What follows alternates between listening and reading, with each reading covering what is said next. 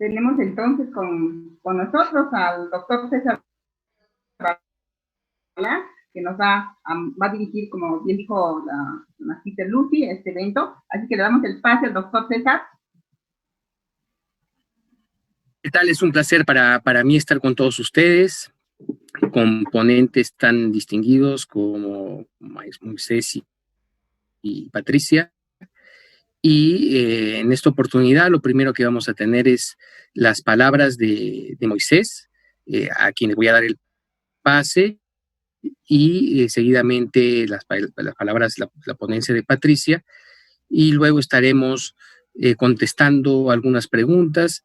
Pero antes de dar el pase a nuestros dos ponentes, les quería pedir a todos los participantes, a todas las personas que están siguiéndonos en este momento por las redes sociales, que además de estar muy atentos en las ponencias, nos hagan las preguntas pertinentes y se relacionen con nosotros y también tengamos una retroalimentación muy, muy potente de parte de ustedes. Entonces, esperamos sus comentarios ávidamente y damos el paso a Moisés. Por favor. Muy bien. La pandemia nos agarra con muchas distancias, digamos, en lo que ha sido nuestra comprensión y nuestro ejercicio práctico en lo intercultural. Si somos el país que ostenta el ranking de ser el que más infectados tiene y más muertos por 100.000 habitantes, algo debe haber pasado en nuestra composición que no hemos entendido.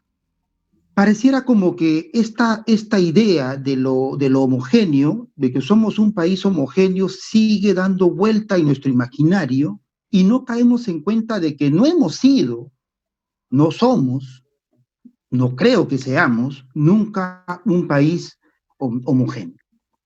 Me piden que hable sobre calidad educativa y educación intercultural para todos y todas, y quiero enmarcar lo que voy a decir en este contexto que también lo han mencionado ustedes en la apertura, y gustoso de estar además en estos primeros 60 años de aniversario del Manuel Beramendi e Hidalgo, colegio además con el que CECICAP y nosotros desde el IPEDET venimos trabajando ya desde hace algunos años en esta apuesta por lo intercultural. ¿Por qué tenemos que hablar de calidad educativa y educación intercultural? O más aún, ¿por qué tenemos que hablar de interculturalidad para todos y para todas? Lo primero que hay que decir, lo primero que hay que señalar, es que somos de una tradición que niega nuestra diversidad, o que la acepta solo cuando hay que folclorizarla o cuando hay que presentar un platillo delicioso, pero que sin embargo en el cotidiano de la vida no lo incorpora como parte de un ser y de un existir cotidiano. Es decir, somos una sociedad que está cargada de prejuicios y estereotipos. Que yo me atrevo a creer que son estereotipos sobre todo sobrecargados en las urbes, aun y cuando estas urbes estén compuestas por aquellos que vienen de pueblos originarios.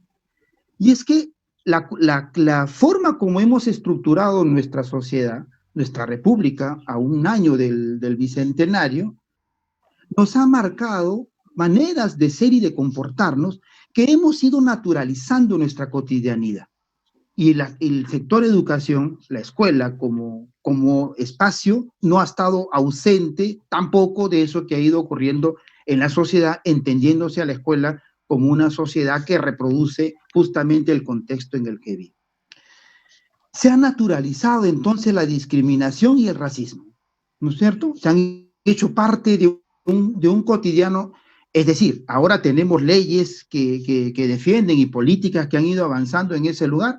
La semana pasada nomás a una parlamentaria se le ocurre decir algo tan desastroso como que por tu composición étnica o por el color de tu piel te corresponde un determinado ejercicio o labor, ¿no es cierto? Es decir, no estamos ausentes de este discurso, y en un país como el nuestro, además que el racismo no es unidireccional. En esta época va en todas las direcciones y mirándose unos contra otros.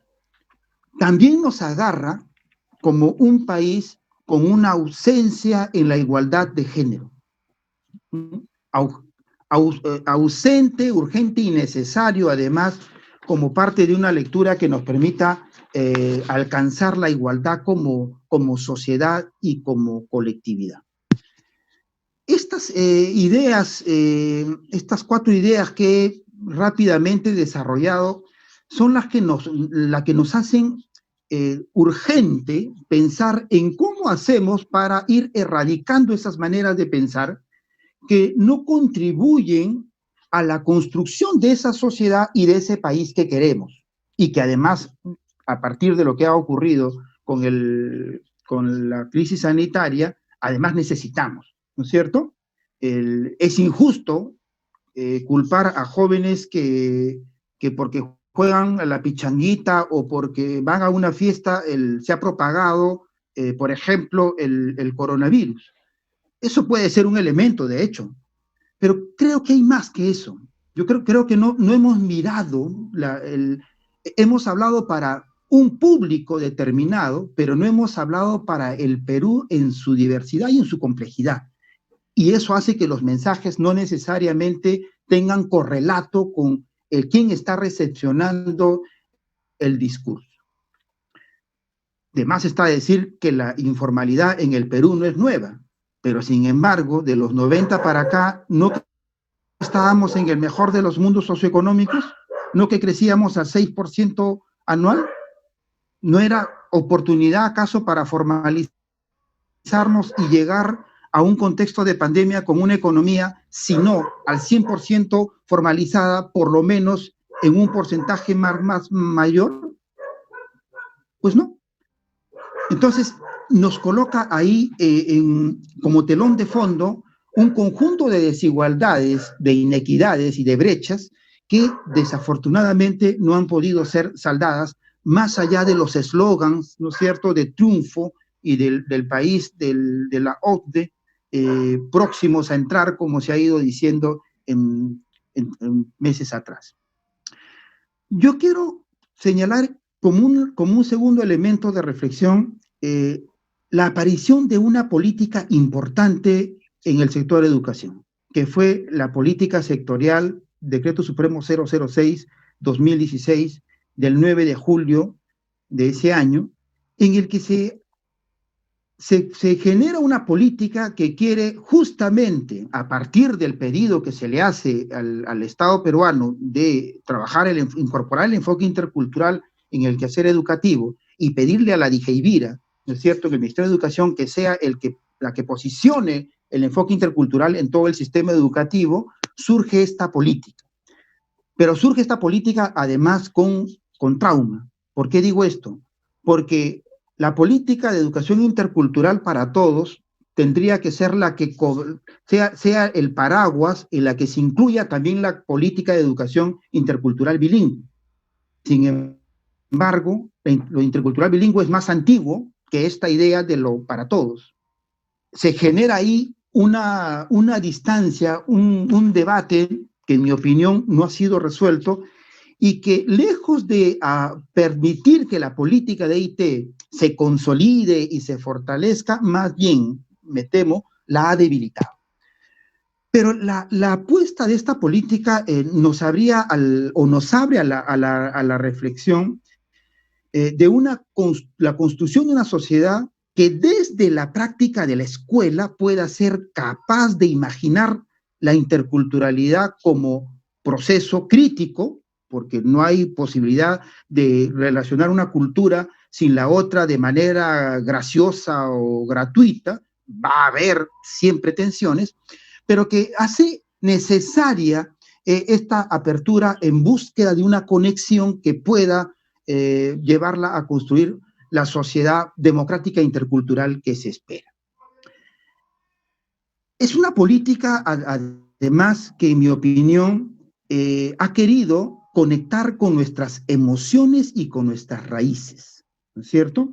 No hay manera de pensar el tema intercultural si no lo hacemos desde nuestros sentimientos, desde nuestras vivencias, desde aquello que estamos nosotros cargando en lo más profundo de nuestro ser. De ahí entonces la importancia de que al poner en el tapete un diálogo intercultural, la escuela pueda ser capaz, o el sistema educativo pueda ser capaz de erradicar las supuestas inferioridades o superioridades, ¿no es cierto?, que corren transversalmente por nuestra sociedad y que medio en broma, medio en serio, nosotros seguimos reproduciendo. Lo reproducimos cuando somos capaces de tolerar un programa de televisión discriminatorio del que nos reímos y del que muy poca gente se indigna, ¿no es cierto? Es decir, toleramos ciertas prácticas porque la hemos incorporado y la escuela, repito, no ha ayudado necesariamente a erradicarla. Se trata entonces de una política que apuntaba a educar para la convivencia democrática, porque la interculturalidad no puede vivirse en el aire si es que no tiene detrás el enfoque de derechos y el enfoque de ciudadanía democrática. Democracia entendida no como discurso, sino como práctica, como cotidianidad en la que unos y otros somos capaces de convivir en igualdad de condiciones. Animaba además a una reflexión